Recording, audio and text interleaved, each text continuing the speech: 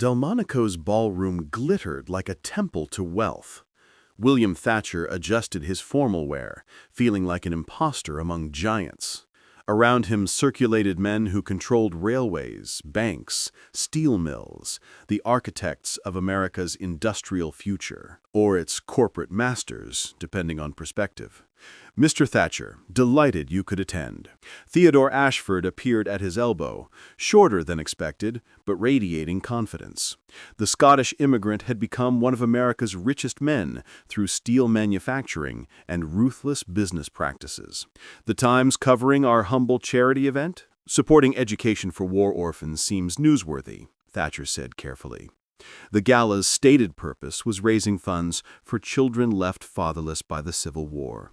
Noble cover for what Lincoln's intelligence suggested was actually a strategy session for buying the presidency. Indeed. Though between us, Ashford lowered his voice conspiratorially, the real business happens after the speeches. Men of vision discussing America's future. You should stay for the salon afterward. Off the record, naturally. I'd be honored. Ashford moved on to other guests, leaving Thatcher to observe. He recognized faces from newspapers and financial journals. Marcus Pemberton, railway magnate holding court near the champagne fountain. William Sterling, already legendary in banking circles despite being barely 30, deep in conversation with politicians Thatcher recognized from Washington. And there, near the entrance, a tall, elderly gentleman in European-cut formal wear, leaning heavily on an ivory cane. Distinguished white beard, a slight German accent as he introduced himself to nearby guests. Baron Henrik von Hofmann, from Hamburg. I represent several European investment firms interested in American opportunities. Thatcher felt his pulse quicken. The Baron's height, the way he held himself despite the stooped shoulders. Lincoln had transformed himself completely, but Thatcher knew. They'd planned this meticulously. 2 observers, one visible, one invisible, gathering intelligence from different angles. The evening progressed through predictable stages. Speeches about charity and American resilience. Generous applause as Ashford announced the fundraising total, $50,000 for orphans. A fraction of what any man in this room could spare without noticing. Then the guests divided. Society ladies retreated to a drawing room for gossip. The men, the real power, moved to Ashford's private salon on the 2nd floor. Gentlemen invited only, a servant informed Thatcher. Mr. Ashford specifically requested my presence. Off-the-record coverage for the Times. The servant hesitated, then nodded. Thatcher climbed the stairs, his journalist's instincts humming. This was it, the real meeting, where masks would slip and true intentions emerge. The salon was smaller, more intimate, perhaps 30 men, all wealthy, all powerful. Ashford stood by the fireplace like a general addressing troops. Gentlemen, thank you for your discretion. What we discuss here shapes our nation's future. He gestured to a map of the United States mounted on the wall. The war proved something crucial. Industrial capacity wins conflicts. Not ideology, not states' rights, but steel and railways and capital. We won because we could outproduce the South. Murmurs of agreement. Now we face a different war. Not against secession, but against chaos. The common people, well-meaning but ignorant, want to drive policy through democratic sentiment. Imagine letting farmers and factory workers decide tariff policy, monetary standards, railway regulations. Ashford's voice dripped contempt. Democracy is magnificent in theory. In practice, mob rule that will destroy everything we've built. Hear, hear, someone called out. Thatcher took notes, his hand steady despite internal revulsion. This was worse than Lincoln's documents suggested. These men weren't just planning to influence government, they wanted to replace it. Which brings us to 1868, the presidential election. Currently, the favorite is General Marcus Reynolds. War hero, beloved by veterans, politically naive, perfect for our purposes. Can he be controlled? Pemberton asked. Already being managed. We've placed advisors in his circle, funded his speaking tours, and introduced him to the right people. Reynolds thinks he's being courted for his military genius.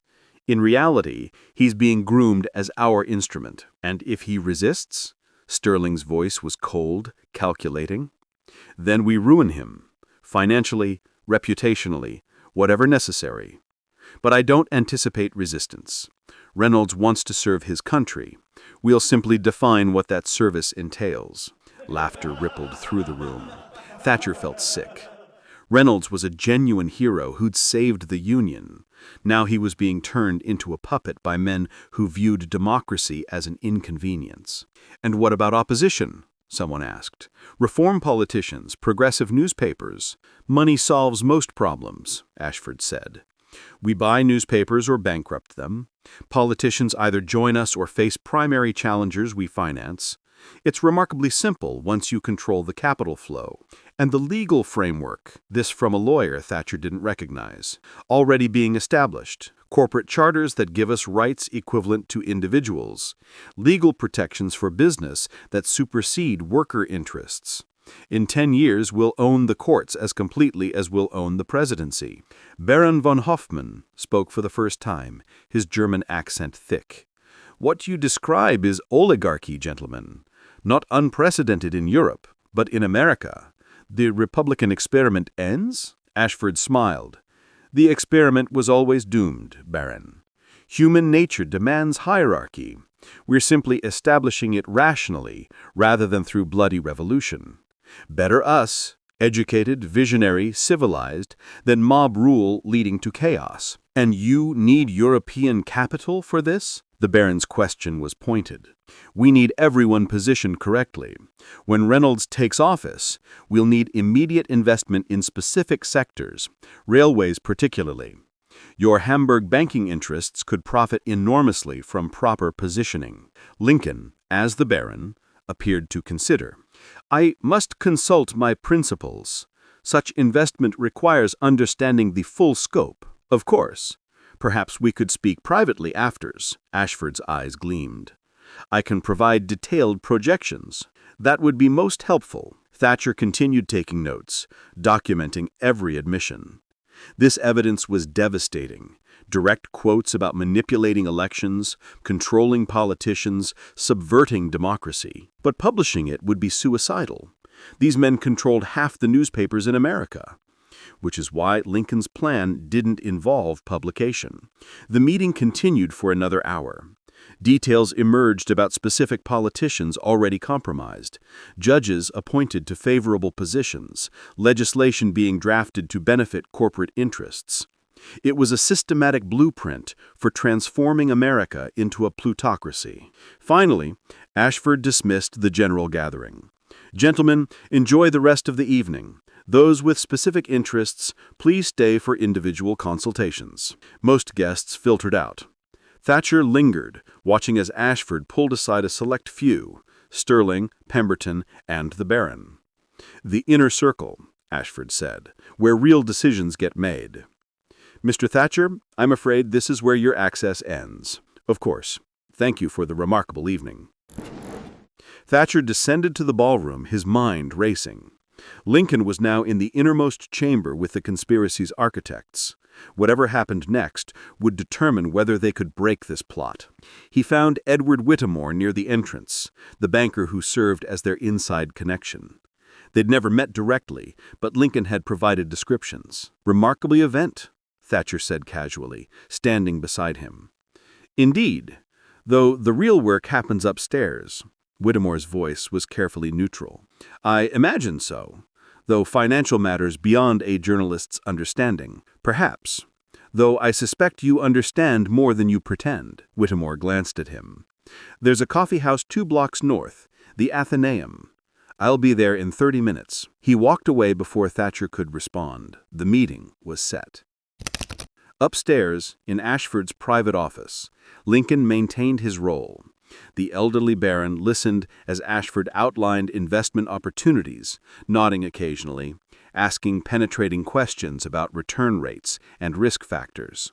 But Lincoln's real attention focused on the documents Ashford casually referenced: ledgers showing money movement, lists of compromised politicians, timelines for the 1868 election strategy. "You have impressive organization," Lincoln observed. "Such coordination requires substantial capital reserves."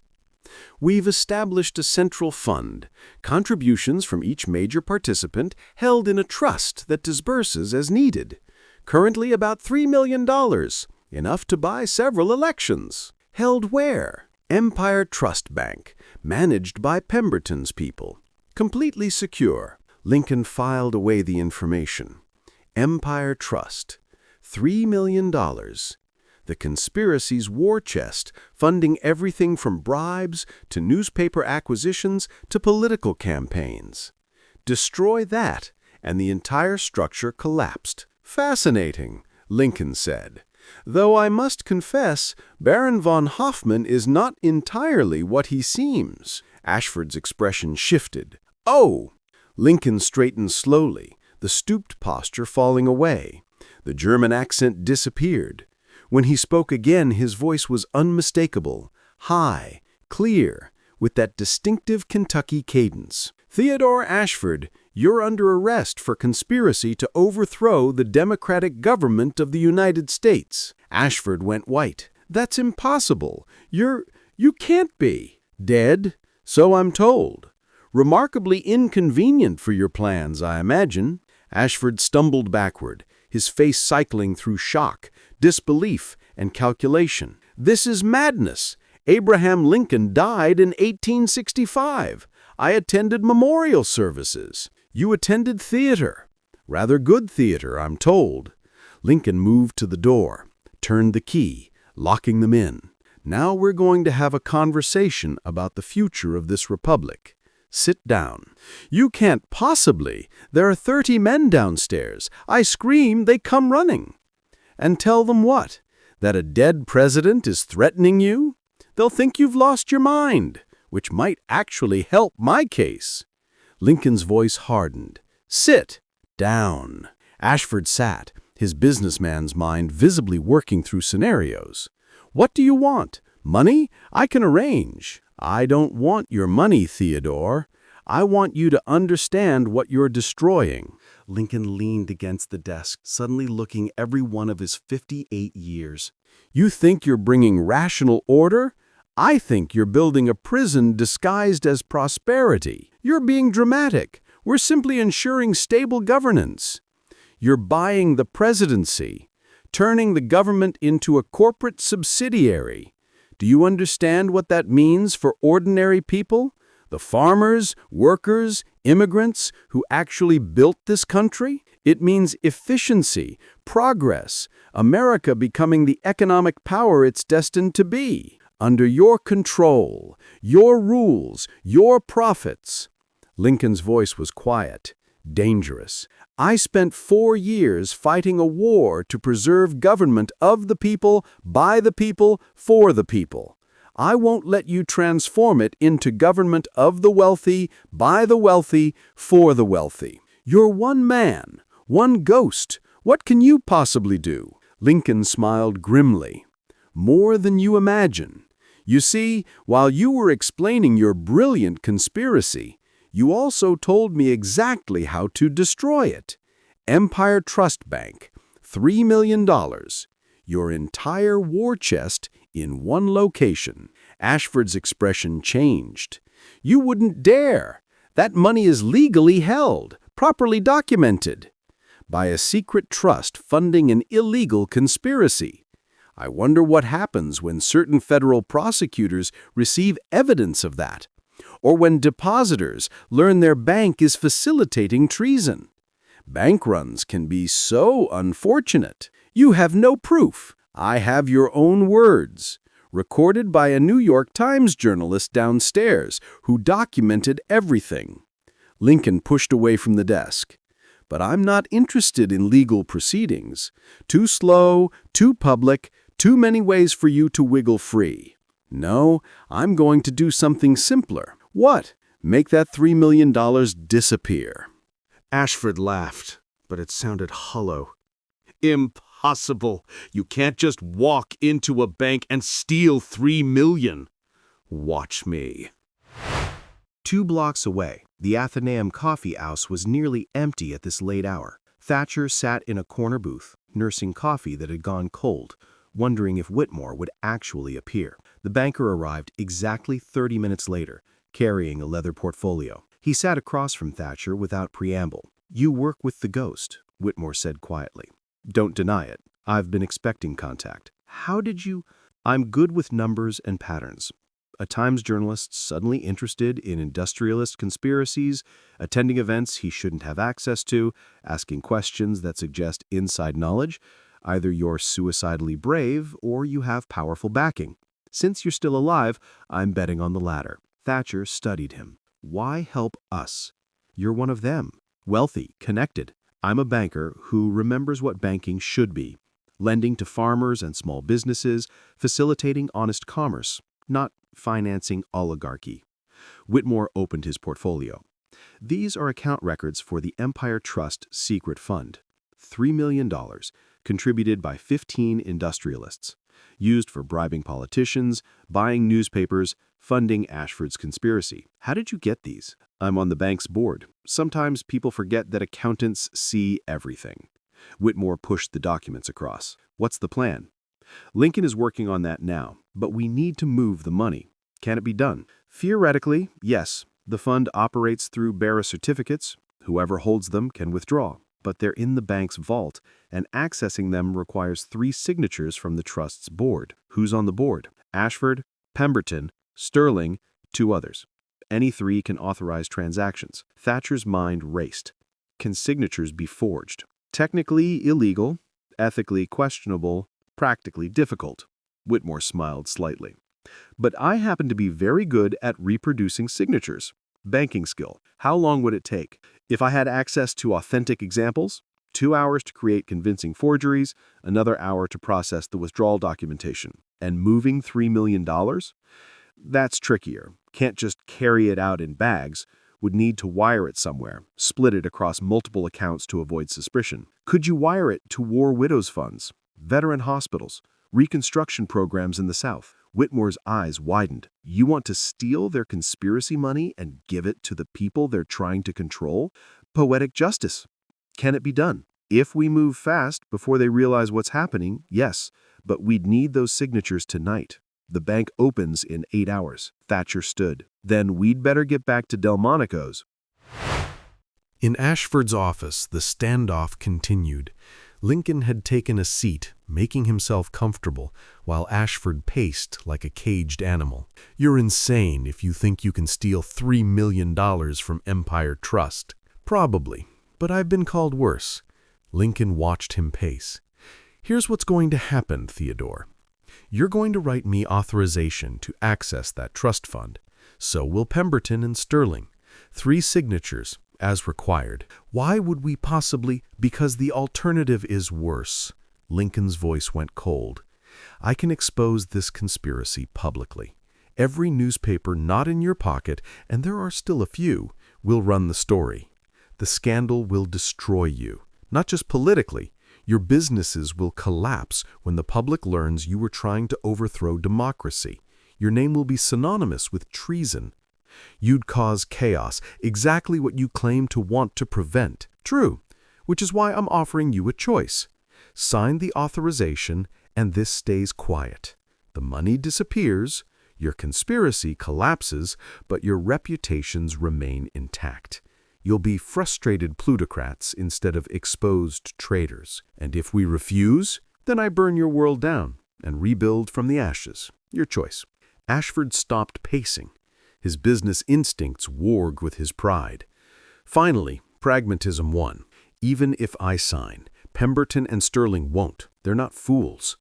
Let me worry about that." Lincoln produced documents from his coat. Whitmore had prepared them in advance. "Sign here. Authorization for fund disbursement to designated charitable accounts. This is robbery. This is justice. You were going to use that money to steal a country. I'm using it to help the people you'd have ground under your boot heels." Ashford read the document, looking for loopholes. There were none.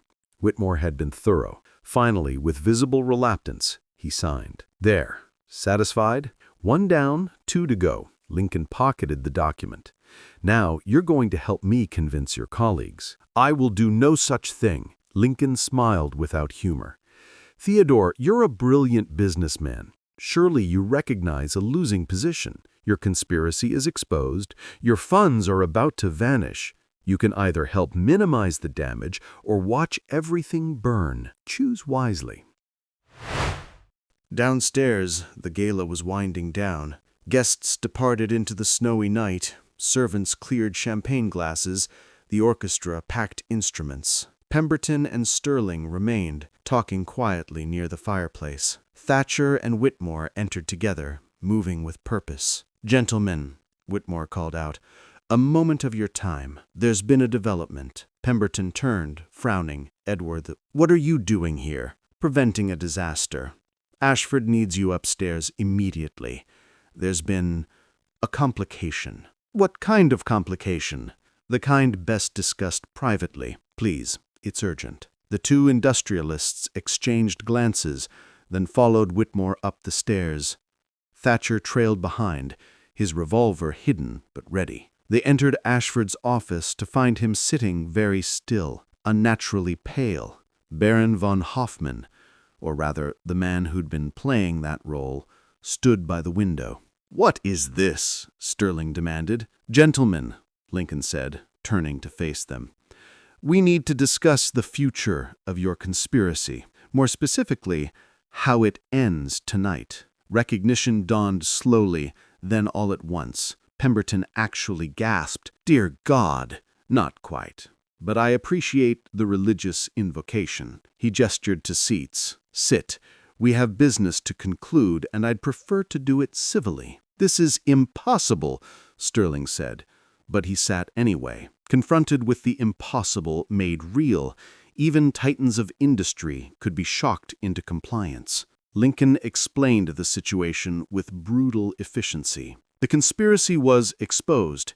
Evidence existed. The choice was simple: cooperate and survive with reputations damaged but intact, or resist and be destroyed publicly. "You're blackmailing us," Pemberton said flatly. "I'm offering you an exit. Take it, or face consequences that will haunt you to your graves." One by one they signed.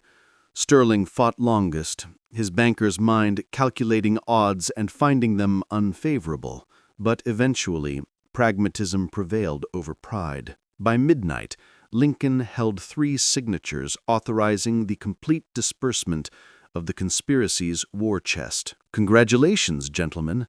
You've just funded the largest charitable donation in American history. War widows, veteran hospitals, freedmen schools, and reconstruction programs across the South will receive unprecedented support. Your names will be attached, of course. Publicly, you'll be celebrated as generous philanthropists. Publicly, we'll be laughingstocks," Ashford said bitterly. "Our colleagues will know we were robbed. True, but they won't know whom or why. Your conspiracy dies quietly. You continue your businesses, just without the ability to buy the presidency. Consider it a fair trade." "Nothing about this is fair. Neither is oligarchy. Yet you were building one anyway." Lincoln moved toward the door. "Gentlemen, I suggest you go home, pour strong drinks, and reflect on how fortunate you are. You tried to murder democracy. I'm letting you live." He left them sitting in stunned silence.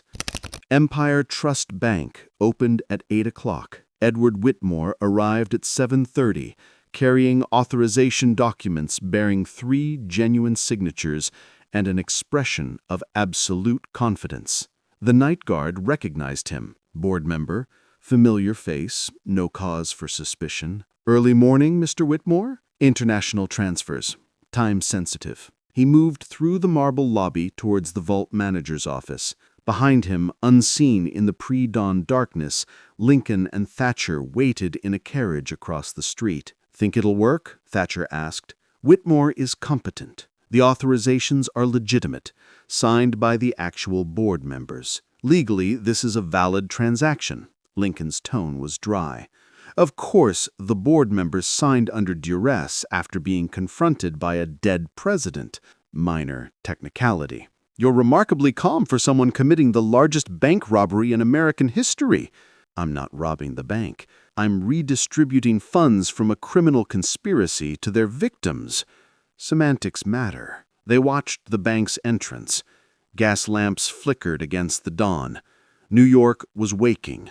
Delivery wagons rolling past, workers trudging toward factories, the great machine of commerce grinding into motion. Inside, Whitmore presented the authorizations to the vault manager, a meticulous man named Pemberton who'd worked at Empire Trust for 20 years. Disbursement of the entire trust fund. Pemberton's eyebrows rose. That's unusual. Emergency humanitarian relief. The board decided unanimously last night. You'll note all 3 required signatures. Pemberton examined the documents carefully. Ashford's signature matched records. So did Pemberton's and Sterling's. The authorizations specified wire transfers to multiple charitable organizations, war widow funds, veteran hospitals, freedmen's education programs, reconstruction initiatives. This is remarkably generous. The board members felt it was time to give back. After the war's devastation, this seemed appropriate. Still, $3 million. Perhaps we should confirm with Mr. Ashford directly. The authorizations are clear. But if you'd like to wake Mr. Ashford at this hour to ask if he really meant to sign documents he signed, he left the implication hang. Bothering Theodore Ashford with unnecessary questions was career-limiting. Pemberton hesitated, then nodded. The authorizations appear in order. I'll process the transfers immediately. It took 2 hours. Whitmore watched as Pemberton methodically divided $3 million across 47 recipient organizations. Wire transfers to banks across the country, with each accompanying documentation explaining the source. Generous donations from concerned industrialists dedicated to healing the nation's wounds. By 10 o'clock, the trust fund account stood at 0. Transfer complete, Pemberton announced. Quite possibly the largest charitable disbursement in banking history. The recipients will be astounded. I imagine so. Whitmore gathered the documentation. Please send confirmation to the board members. I'm sure they'll want records of their philanthropy. Outside, Whitmore emerged from the bank and crossed to the waiting carriage. He climbed in without a word and handed Lincoln the transfer receipts. Done. $3 million now belongs to people who actually need it. Lincoln studied the receipts. 47 organizations, mostly in the South, all dedicated to rebuilding lives shattered by war. Widows who'd lost husbands, veterans missing limbs, freed slaves seeking education, communities destroyed and struggling to rebuild. They tried to buy a presidency, Lincoln said quietly. Instead, they've funded reconstruction. There's poetry in that. There's also going to be fury when they realize what happened. Ashford and the others won't just accept this. They have no choice. The transfers are legal, authorized, irreversible. They can rage privately, but publicly? They're now celebrated philanthropists. Their names are attached to the largest charitable donation in American history. They can't dispute it without revealing the conspiracy. So they're trapped by their own greed and their pride. They'll never admit they were outmaneuvered by a dead president and a journalist. Lincoln smiled slightly. Let them stew in silence. It's better than they deserve. Whitmore departed to establish an alibi. He'd been home all night, knew nothing about any transfers, was simply executing board-approved authorizations as his banking duties required. Perfect deniability. Lincoln and Thatcher took a train back to Washington, watching the countryside roll past, fields still scarred by war, towns rebuilding slowly, a nation trying to heal while forces tried to corrupt it from within. What happens now? Thatcher asked. The industrialist conspiracy is broken, but men like Ashford don't quit. They'll try again. Different tactics, different timeline. Money always seeks power. Lincoln's voice was tired. But we've bought time. Without their war chest, without their coordinated plan, they're just individual wealthy men instead of an organized oligarchy. That's victory enough, for now. For now, Lincoln agreed. All victories are temporary, William. The fight for democracy never ends. Each generation has to win it again. They reached Washington by evening. Stanton met them at a safe house near the War Department, his expression grave. Did it work? $3 million is currently being distributed to war relief programs across the South. The conspiracy is financially crippled. And Ashford's response? Silence. Public fury would expose him. He's trapped. Lincoln lowered himself into a chair, moving stiffly. The long night was catching up with him. How's President Mitchell handling the presidency? Competently enough. The Reconstruction Acts are progressing. Congress is taking the lead, which is probably healthy. Stanton poured whiskey for all three of them. You've done remarkable work, Abraham. Both of you stopped two conspiracies, British Confederate and industrialist, in less than a year. The industrialist conspiracy was broken. Ashford and his allies would lick their wounds and perhaps try again, but not soon, not with the same coordinated power. The immediate threat had passed, but Thatcher knew, as Lincoln knew, as Stanton knew, that other threats would emerge. They always did. Power attracted corruption like lightning attracted metal. The fight was never truly finished. But for now, victory. $3 million flowing to people who needed it. A conspiracy crushed. Democracy defended for another day. Lincoln stood. I should disappear before someone sees me. Being dead requires commitment to absence. Where will you go? Stanton asked. Somewhere nobody looks. That's the advantage of death. No one searches for you. He moved toward the door, then paused. Edwin, William, thank you for understanding why this deception was necessary, for helping me protect something worth protecting. We're in this together, Stanton said firmly. Until the end, Thatcher added. Lincoln nodded and slipped into the night, just another shadow in a city full of them. Thatcher gathered his notes, evidence of conspiracies thwarted, of $3 million redirected, of a dead president still shaping history. Someday he'd write it all. Not yet. Not while Lincoln still lived in shadows, still fought battles the nation couldn't acknowledge. But someday, when the ghost finally rested, when the full story could be told without breaking the nation it described. Until then, silence. And the ongoing work of protecting democracy from those who'd corrupt it. Thatcher left the safe house and walked through Washington's quiet streets towards his hotel. Somewhere in this city, Abraham Lincoln hid in plain sight. A ghost protecting a nation that thought him buried. The greatest deception in American history continued.